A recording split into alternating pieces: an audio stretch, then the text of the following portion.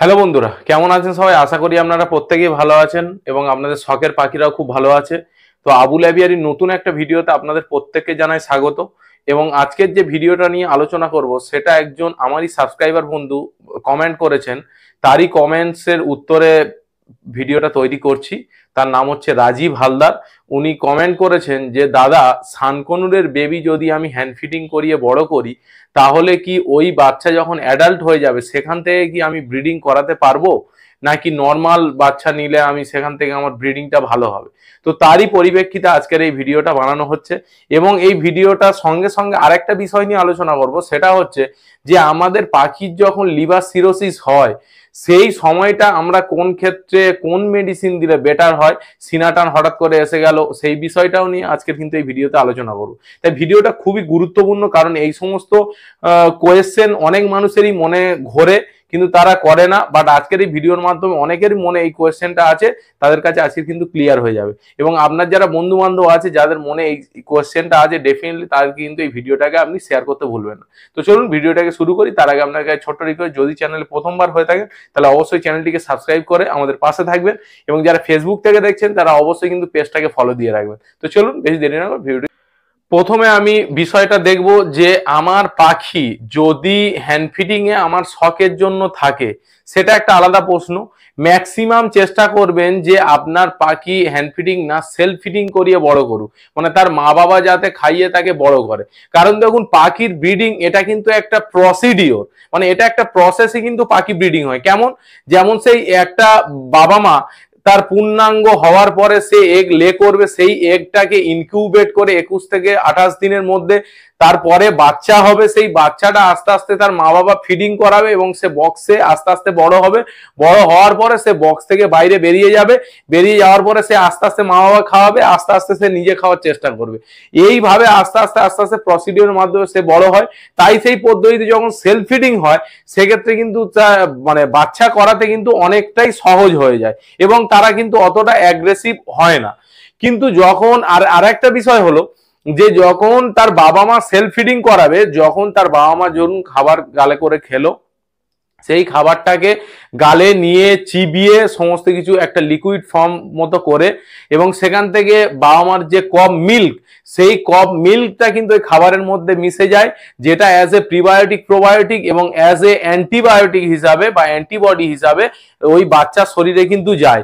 সেটা যদি আপনি সেই বাচ্চাটাকে যদি বক্স দিয়ে আপনি বের করে যদি তাকে হ্যান্ড ফিডিং করান, হয়তো তাকে বেস্ট অফ বেস্ট কোয়ালিটি আপনি হ্যান্ড ফিডিং A19 বলুন বা 21 বলুন, আপনি ধরুন তাকে হ্যান্ড ফিডিং করাচ্ছেন বা তার সাথে নিওপিন সমস্ত কিছুই আপনি দিচ্ছেন ঠিকঠাক, কিন্তু ওই যে ক্রপ মিল্কটা সেটা যদি আপনি ইউজ না করেন, ম্যাক্সিমাম কি হয়, আমরা ককাটেলের বাচ্চা হ্যান্ড ফিডিং করাই বা নর্মাল যারা আছে তারা নর্মাল পাখি কিন্তু হ্যান্ড ফিডিং করে, যেমন সানকনিওর বা কোন গ্রুপের কম যাদের তাদেরকে করায়। এবারে যারা কাকাতুয়া করায়, ম্যাকাও করায়, গ্রে প্যারট করায়, যেগুলো দামি মিউটেশনের বা দামি যেগুলো পাখি সেগুলো করায়, সেক্ষেত্রে কিন্তু তারা কিন্তু অবশ্যই ক্রম মিল্ক কিন্তু ইউজ করে বন্ধুরা। হয়তো পাখিটা বড় হওয়ার সঙ্গে সঙ্গে ক্রম মিল্কটাও কিন্তু ইউজ করতে হয়।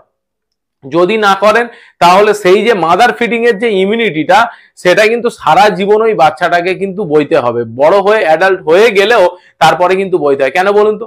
কারণ একটা বাচ্চাকে ছোটবেলা থেকে আপনি যেরকম ভাবে ট্রেন্ড করবেন বা মা বাবা তাকে যে ভাবে খাওয়াবে ন্যাচারালি, সেটা কিন্তু বাইরে থেকে যদি আপনি কৃত্রিম যদি আপনি দুধ খাওয়ান, গরুর দুধ, তার মা যে মানে ব্রেস্ট ফিডিং করায় তার মধ্যে যে ইমিউনিটি পাওয়ার থাকে বা তার মধ্যে ডিএইচএ থাকে, সেটা কিন্তু বাইরের দুধে অতটা কিন্তু থাকে না। আর কোনো কোম্পানি সেটা সম্ভব নয়। কারণ আমি নেসলে কোম্পানি বলুন বা ডেক্সোল্যাক কোম্পানি বলুন বা অ্যাবটের সিমিল্যাক বলুন, এই সমস্ত কোম্পানির সেমিনারে আমি গেছি, সেখানে তারা নিজেরাই বলছে যে breast feeding is the best for your baby.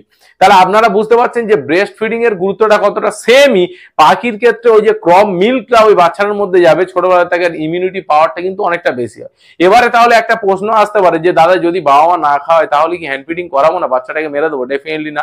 ওই বাচ্চাটা যদি না বাবা মা খাওয়ায় তাহলে কিন্তু আপনি দায়িত্ব নিয়ে ওই বাচ্চাটাকে কিন্তু বড় করতে হবে, বাট চেষ্টা করবেন ওই বাচ্চাটা যাতে সেলফ ফিডিং হয়। এবারে কোশ্চেন হলো যে যারা হ্যান্ড ফিডিং করিয়ে আমরা যে সমস্ত বাচ্চা বড় করছি সেসব বাচ্চায় কি বড় হয়ে ব্রিডিং করবে না? কারণ দেখুন প্রত্যেকটা জীবেরই একটা প্রজননের স্টেজ থাকে, মানে বয়স হওয়ার সাথে সাথে সাথে সাথে সেটা কিন্তু একটা শারীরিক চাহিদা, সেটা মানুষ হোক, যে কোনো জীব হোক, পাখি হোক, যে কোনো জিনিসের তাকে থাকে। তাতে আপনি গাল দিয়ে খাওয়ান আর মা বাবাই খাইয়ে দেন, এটাই হচ্ছে ব্যাপার। এবারে আপনি যখন ওই বাচ্চাটাকে বক্স থেকে বের করে ধরুন 15 দিনের বাচ্চা কি 10 দিনের বাচ্চা বের করে আপনি হ্যান্ড ফিডিং করে বড় করছেন, ডেফিনেটলি সেই পাখিটা আপনি টেম করালে আপনার কাঁধে বসবে, আপনার সঙ্গে ঘুরবে, সবই ঠিক আছে। বাট ওই বাচ্চাটা যখন ব্রিডিং প্রসিডিওর আসবে তখন কিন্তু একটু বেশি এজে আসবে, কারণ সেই যে এনভায়রনমেন্টাল ব্রিডিং যে প্রসিডিওর সেটাকে সে বুঝে উঠতেই তার কিন্তু সময় আরো লেগে যাবে। সে যখন দেখবে যে পাশের পাখি কি করছে, বা তার যে একটা জেনেটিক্যালি যে শারীরিক যে মানে কি বলবো প্রজননের চাহিদা, সেটা আস্তে আস্তে হওয়ার পরে একটা স্টেজে গিয়ে তখন গিয়ে ব্রিডিং করবে। এবং হ্যান্ড ফিডিং মানে বাচ্চা যখন বড় হয়ে ব্রিডিং করবে তাদের কিন্তু অ্যাগ্রেসিভ ভাবটা কিন্তু অনেকটাই বেশি হয়।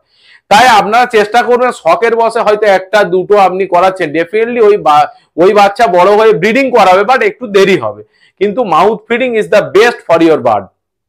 এবারে যে কথাটা বলবো যে আমাদের পাখির যখন সিনা টান এসে যায়, সিনা টানের অনেকগুলো কারণ থাকে, যেমন অনেক সময় লুজ মোশন হয়ে কোনো কিছু ব্যাকটেরিয়াল জাতীয় খাবার খেয়ে নিয়েছে, বা মানে আনহাইজিনিক খাবার খেয়ে নিয়েছে, তার জন্য হয়তো তার লুজ মোশন হচ্ছে, সেটাকে আমরা লক্ষ্য করলাম, তার জন্য কিন্তু 2-3 দিনের মধ্যে সিনা টান এসে যায়, বা লিভার সিরোসিস হয়ে যায়। আরো অন্যান্য ক্ষেত্রে যেমন জ্বর বা ঠান্ডা লেগে গেছে তার জন্যও হতে পারে, বা অনেক ক্ষেত্রে এগ আপনার পাখির আটকে গেছে, সেটাকেও বের করার পরে সে ডিপ্রেশনে হালকা চলে গেছে, তার জন্যও কিন্তু তার সিনাটান আসতে পারে।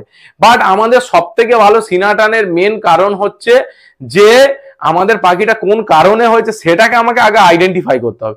এবারে তার জন্য বেস্ট মেডিসিন কি, দেখুন সিনাটান বা চেস্ট ব্লিডিং এটা যদি আমাদের পাখির শরীরে হয়ে যায় তাহলে কিন্তু ওই পাখিটাকে হয়ে যায়, তাহলে ওই পাখিটাকে সারাতে গেলে আমাদের কিন্তু সব থেকে ভালো ন্যাচারাল জিনিস যেটা অরল করার পাতা বলা হয়, সেটা ছবিও আপনার স্ক্রিনে দিয়ে দেবো। সেই পাতাটাকে আপনাকে পাখিকে বেটে আপনাকে ওই পাখিটাকে মোটামুটি 2-3 ফোঁটা করে পাখির জলে বা 5 থেকে 6 ফোঁটাও দিতে পারেন, অসুবিধা নেই। ওটাকে 3 থেকে 4 দিন আপনি দেবেন এবং তার সঙ্গে বি কমপ্লেক্স উইথ লাইসিন দেবেন। ওই পাখিটা 1 সপ্তাহের মধ্যে আস্তে আস্তে কিন্তু রিকভারি হয়ে যাবে। তো আশা করছি বন্ধুরা ভিডিও থেকে নতুন কিছু আপনি জানতে পারলেন, বা আপনারাও কমেন্ট করবেন, কোথা থেকে কমেন্ট করছেন ডেফিনেটলি আমি ভিডিওতে মেনশন করব, এবং অবশ্যই ভিডিওতে কিন্তু লাইক দিয়ে ভুলবেন না। তো চলুন আজকের ভিডিওটা এখানেই শেষ করছি, আগামী ভিডিওতে আবার আমরা